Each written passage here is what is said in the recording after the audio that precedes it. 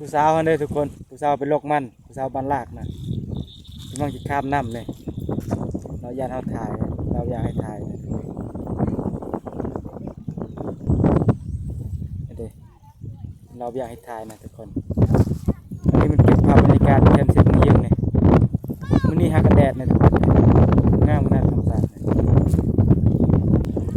น้ำเซนี่ก็ห้ากระลงเลยทุกคนเมื่อวานนี้ขึ้น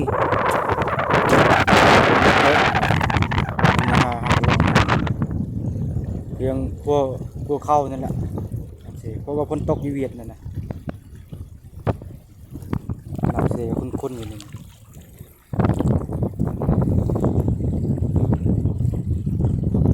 ผู้สาวก็ป๊อปคนเราอยากให้ถ่าย